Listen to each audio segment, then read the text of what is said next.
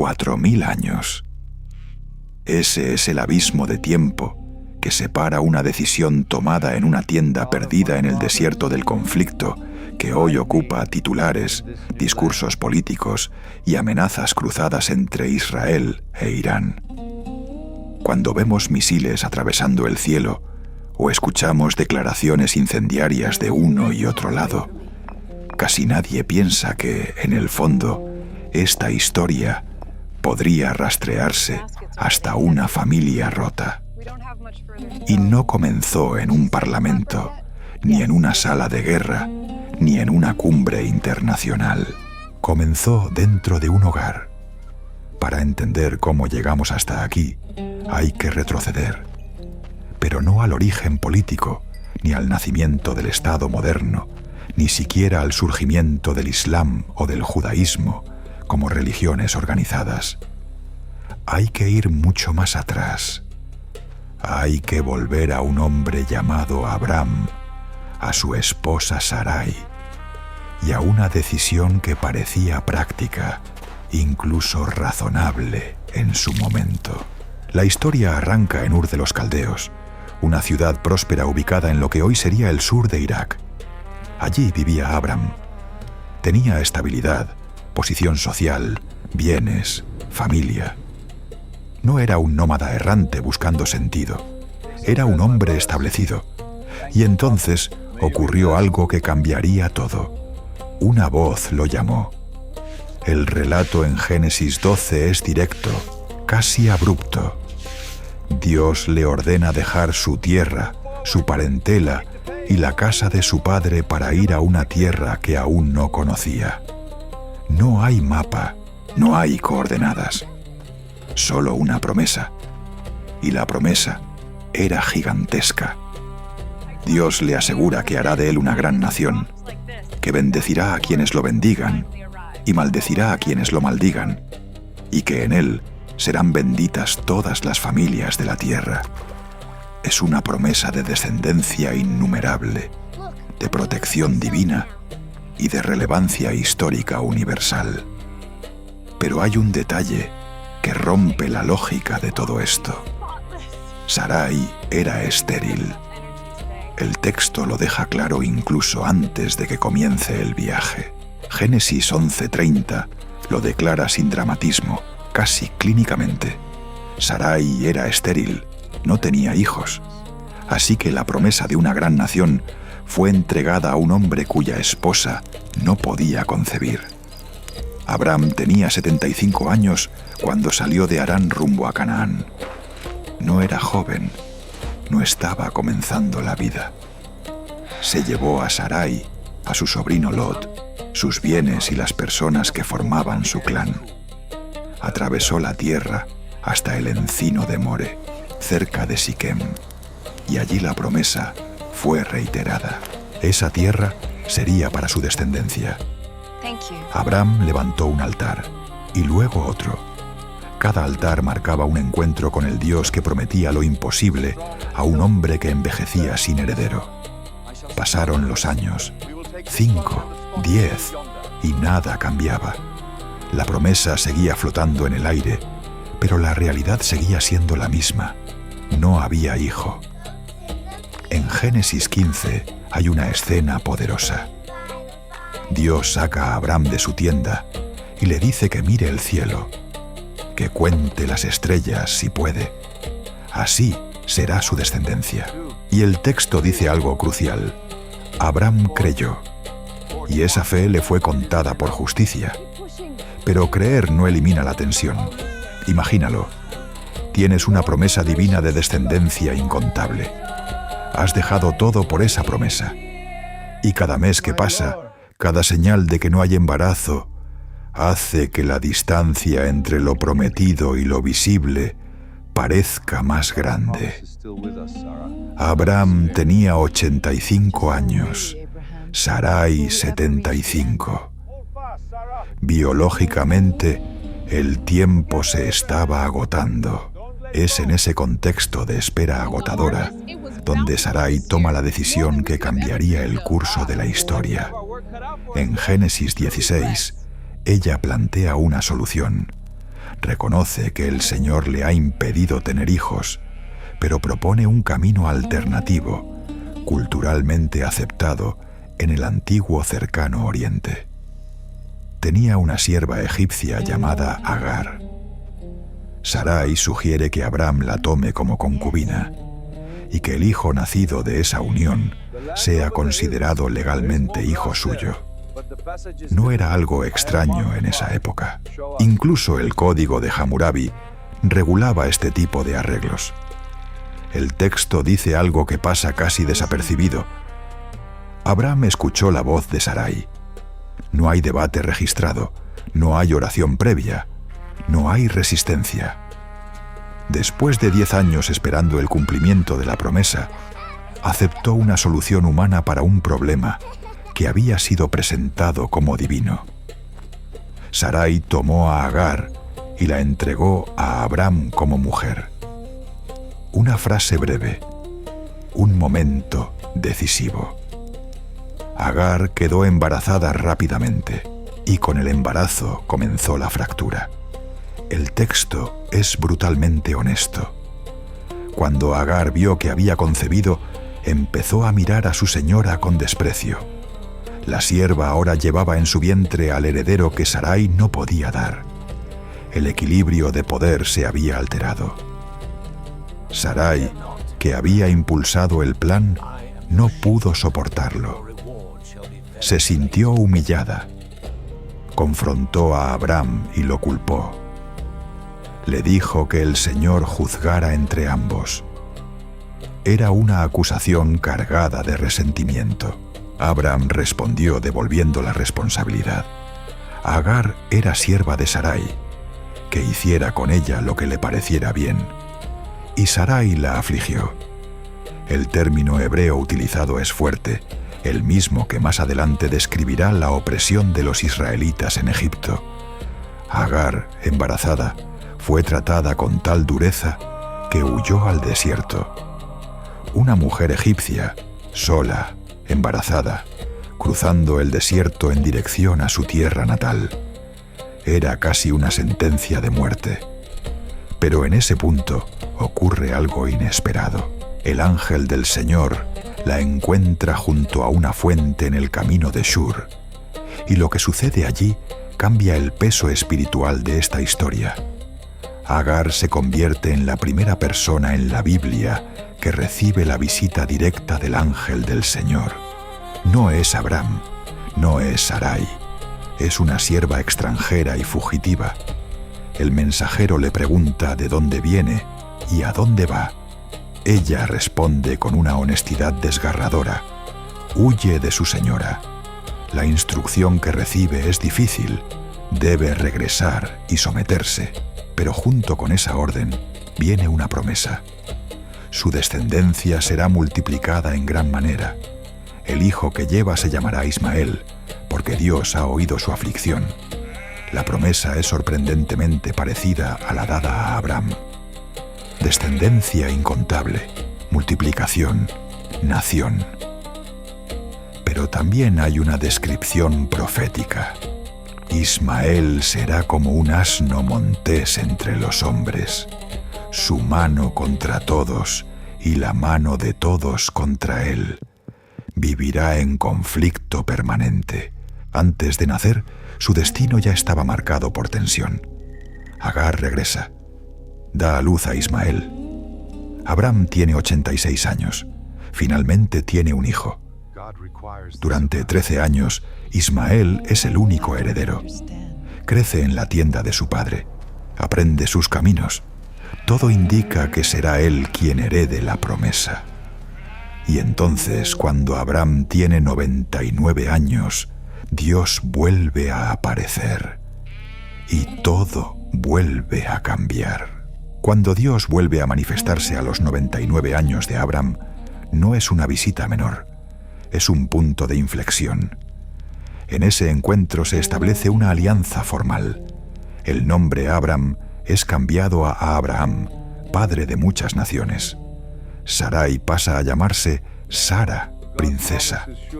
El cambio de nombre no es simbólico solamente, es una redefinición de identidad.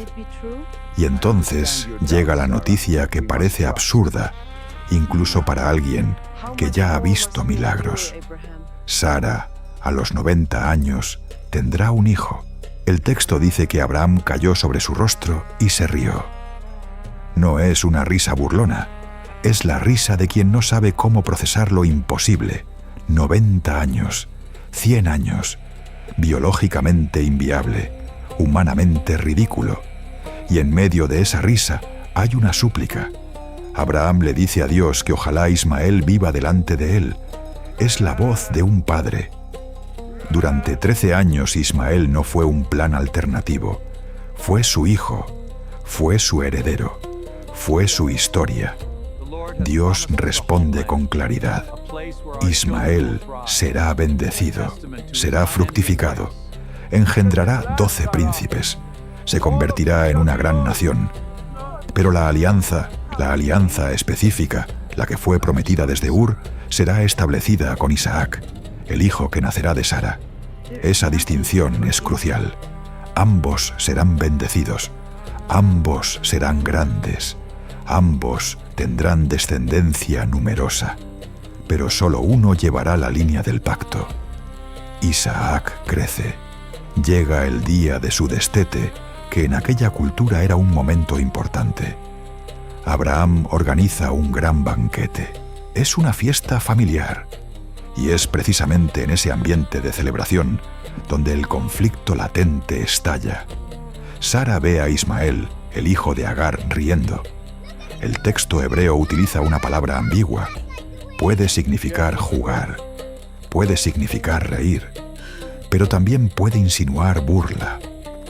No sabemos exactamente qué estaba haciendo Ismael. El texto no lo aclara, y quizás esa ambigüedad es intencional. Lo que sí sabemos es la reacción de Sara. Ella exige que Abraham expulse a la sierva y a su hijo, que el hijo de esa esclava no herede junto con Isaac. Es una demanda radical, dura. Desde fuera parece cruel. Ismael tenía alrededor de 17 años. No era un niño pequeño. Había crecido como primogénito. Durante más de una década fue el único hijo de Abraham. Y ahora debía ser expulsado. El texto dice que esto fue muy penoso a los ojos de Abraham por causa de su hijo. No por Agar, por su hijo. Es un momento desgarrador. Un padre dividido entre dos hijos, entre el hijo de la promesa y el hijo de su historia. Pero nuevamente Dios interviene. Le dice a Abraham que escuche a Sara, porque en Isaac será llamada su descendencia. Y reafirma que también de Ismael hará una nación, porque es descendiente suyo. A la mañana siguiente, Abraham se levanta temprano, toma pan y un odre de agua, se los entrega a Agar, le pone el odre sobre el hombro, le da al muchacho y la despide. El relato es seco, no hay descripción de abrazos, no hay diálogo registrado, solo la acción. Imagina la escena, antes del amanecer. Un padre preparando provisiones mínimas para su hijo adolescente. Un odre de agua en el desierto no es un detalle menor. Es la diferencia entre vivir o morir. Agar parte, vagando por el desierto de Berseba. El agua se acaba. Agar coloca a Ismael bajo un arbusto. Se aleja a la distancia de un tiro de arco. No quiere ver morir al muchacho. Se sienta enfrente y llora en voz alta. Es una de las escenas más crudas del relato bíblico. Una madre esperando que su hijo muera de sed, sin recursos, sin esperanza visible. Pero el texto dice algo importante. Dios oyó la voz del muchacho. El ángel de Dios llama desde el cielo. Le dice que no tema, que Dios ha escuchado la voz del joven, que lo levante, que lo tome de la mano, porque hará de él una gran nación. Entonces ocurre algo clave. Dios abre los ojos de Agar. Ella ve un pozo que ya estaba allí. El milagro no fue crear agua de la nada, fue abrir los ojos para ver la provisión que estaba cerca. Ismael sobrevive, crece en el desierto de Parán, se convierte en arquero, hombre del desierto, hombre libre. Agar le consigue una esposa de Egipto. Desde lejos, lejos de la tienda de su padre, lejos de Isaac, construye su propia historia. Génesis 25 enumera a sus 12 hijos, 12 príncipes, exactamente como se había prometido. Los ismaelitas se expanden desde Javila hasta Shur, cerca de Egipto, en dirección a Asiria. Son pueblos del desierto, nómadas, comerciantes, guerreros. Con el tiempo se mezclan con otras tribus árabes y forman parte del gran mosaico de Arabia. Siglos más tarde, la tradición islámica identificará a Ismael como antepasado de Mahoma y de muchos pueblos árabes. Para millones de personas hoy, esa conexión es parte esencial de su identidad espiritual. Mientras tanto, Isaac sigue otro camino. Isaac engendra a Jacob. Jacob lucha una noche con un ser celestial y recibe un nuevo nombre, Israel. Sus 12 hijos se convierten en las 12 tribus de Israel. Esclavitud en Egipto, éxodo, conquista de Canaán, monarquía, división del reino, exilio, retorno. La historia de Isaac se convierte en la historia del pueblo de Israel. Y aquí es donde surge una pregunta inevitable. Si el conflicto original fue entre Isaac e Ismael, entre los hijos de Abraham, ¿cómo entra Irán en esta ecuación? Porque los persas, ancestros de los iraníes modernos, no descienden de Ismael según los registros bíblicos. No son semitas descendientes de Abraham. Son un pueblo indoeuropeo distinto. Entonces, ¿cómo una fractura familiar terminó convirtiéndose en un enfrentamiento entre Israel e Irán? La respuesta no es lineal. Es una superposición de capas históricas. Los persas entran en la narrativa bíblica de manera inesperada cuando Ciro el Grande conquista Babilonia en el año 539 antes de la Era Común. Es él quien permite que los judíos exiliados regresen a Jerusalén y reconstruyan el templo. El libro de Esdras registra su decreto. Isaías incluso lo llama ungido del Señor, un título extraordinario para un rey extranjero. En ese momento, Persia y los judíos no son enemigos, son aliados. La tensión no surge de inmediato, se desarrolla con el tiempo. El libro de Esther, ambientado en la corte persa durante el reinado de Jerjes, narra un intento de exterminio contra los judíos, orquestado por Amán. La historia termina con la salvación del pueblo judío, pero revela que incluso en contextos de convivencia existían corrientes subterráneas de hostilidad. Pero el verdadero giro ocurre siglos después. Con la conquista islámica del imperio persa sasánida en el siglo VII, Persia deja atrás el zoroastrismo y se convierte gradualmente en musulmana. Y con esa conversión adopta una narrativa religiosa que otorga un papel central a Ismael y a los pueblos árabes en la historia sagrada. El antiguo imperio persa se transforma con el tiempo en el Irán islámico. Y esa transformación no solo es religiosa, es identitaria, es ideológica. Y en el siglo XX, con la Revolución Islámica de 1979, la historia vuelve a girar. Y ahora, lo que era una fractura antigua adquiere un nuevo rostro político. Pero para entender completamente cómo esa transformación convirtió a Irán en el principal antagonista de Israel, tenemos que mirar más de cerca lo que ocurrió después.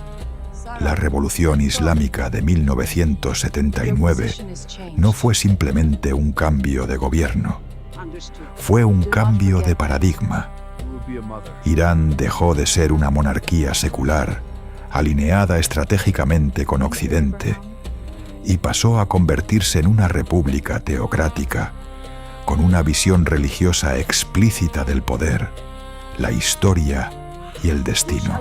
A partir de ese momento, la oposición al Estado de Israel no fue solo una postura diplomática, se convirtió en un principio ideológico, en un pilar de identidad.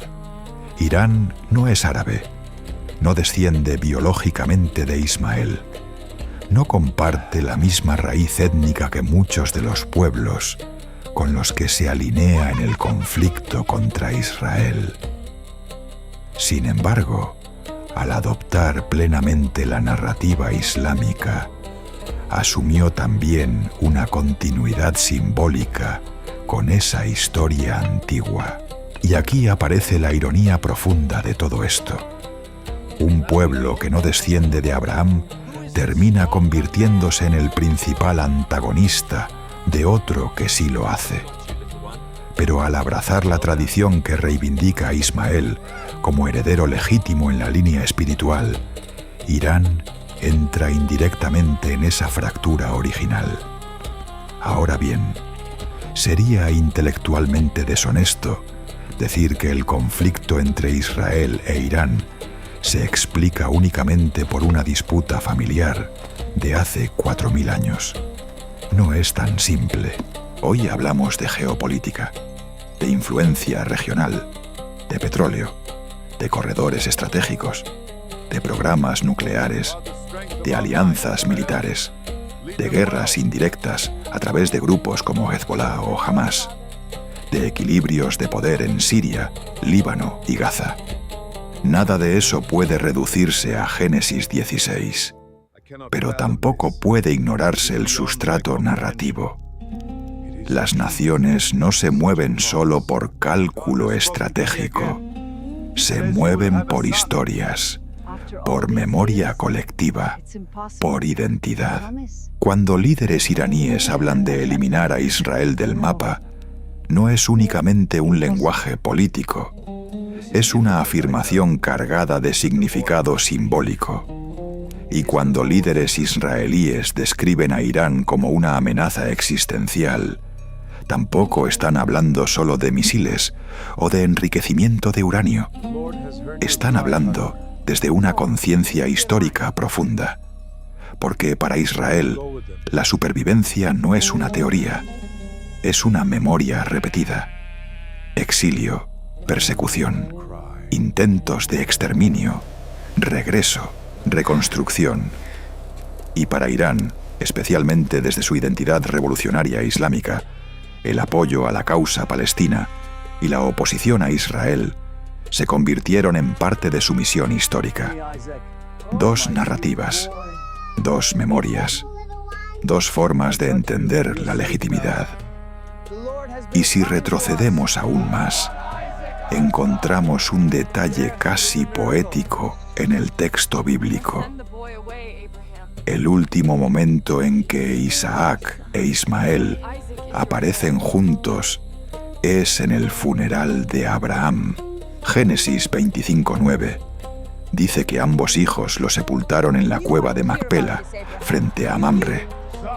No hay registro de conversación, no hay escena de reconciliación, no hay abrazo descrito, solo dos hombres que comparten padre cumpliendo el deber de enterrarlo. Después de eso, cada uno regresa a su territorio, a su pueblo, a su historia. Ismael muere a los 137 años. Sus descendientes se establecen desde Javila hasta Shur. Isaac continúa en Canaán.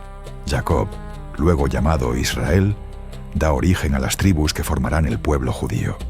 Dos pueblos, dos trayectorias, un ancestro común.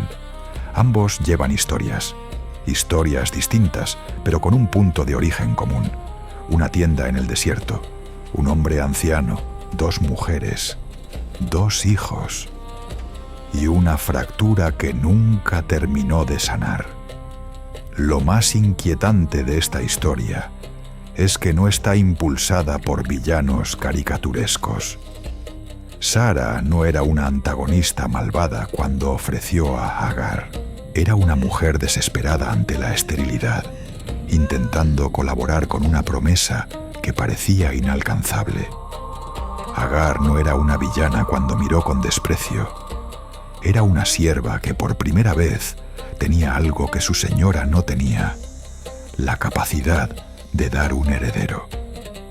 Abraham no era un tirano cruel cuando aceptó la propuesta, ni cuando despidió a Ismael.